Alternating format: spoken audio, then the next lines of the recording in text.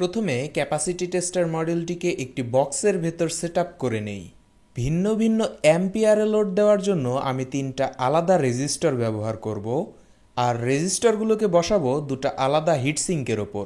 একটা resistor 2.2 Ohm's, আরেকটা 15 Ohm's, আরেকটা 4.7 ওহমস।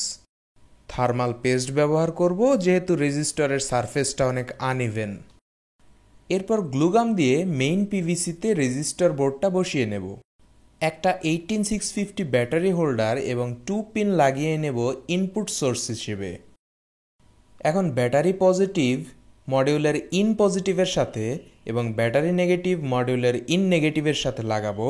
এক্ষেত্রে আপনারা খেয়াল করলে দেখতে পাবেন ব্যাটারি ইনপুটে আমি খুবই ভালো মানের তার লাগিয়েছি।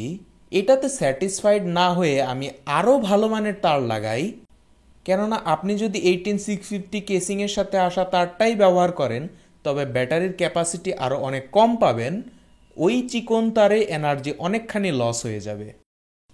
এখন 3টা রেজিস্টরেরই এরকম একটা করে পয়েন্ট সবগুলো একসাথে জোড়া লাগিয়ে ভিডিওতে দেখানো মতো মডিউলের একটা আর পয়েন্টে লাগিয়ে নেব।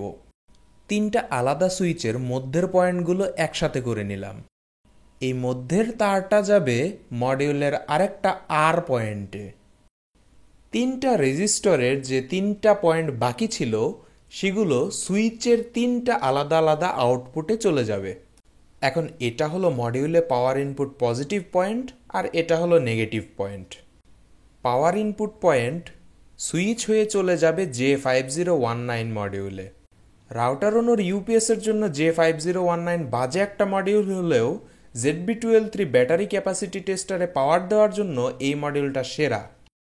ক্যাপাসিটি টেস্টার মডিউলটা খুবই কম পাওয়ার খায় এবং এই 1 অ্যাম্পিয়ারের ব্যাটারি দিয়েই 14 থেকে 15 ঘন্টা টানা চলে, যে কারণে আমি হায়ার ক্যাপাসিটির ব্যাটারি ব্যবহারে বদার করিনি। ব্যাটারিকে চার্জের জন্য মাইক্রো ইউএসবি পোর্ট আমি ব্যবহার করব না, সেজন্য একটা টাইপ সি ইনপুট পোর্ট লাগিয়ে নিলাম। এটা একটা নষ্ট কিউসি ডিকয় মডিউল ছিল যেটা টাইপ সি পোর্টটাকে আমি শুধু ব্যবহার করছি। পার্টসগুলোকে গ্লুগাম এবং স্ক্রু দিয়ে লাগিয়ে নিলেই বডি কাভারিং ফিনিশ। 18650 ব্যাটারি লাগিয়ে লো ভোল্ট কাট অফ দিলাম 2.5-এ। এখন ওকে চেপে দিলেই ডিসচার্জিং শুরু হয়ে যাবে। 4.7 ওহম রেজিস্টরের সুইচটা অন থাকা অবস্থায় 844 মিলি অ্যাম্পিয়ারে ডিসচার্জ শুরু হয়েছে। এটা অফ করে 15 ওহম রেজিস্টরের সুইচটা অন করলে 278 মিলি অ্যাম্পিয়ারে ডিসচার্জ হচ্ছে। 2.2 ওহম রেজিস্টরের সুইচ অন করলে 1.7 অ্যাম্পিয়ারে ডিসচার্জ হচ্ছে। 2.2 4.7 একসাথে দিলে 2.4 অ্যাম্পিয়ারে ডিসচার্জ হচ্ছে। সাথে 15 ওহমস অন করে দিলে 2.6 অ্যাম্পিয়ারে ডিসচার্জ হচ্ছে।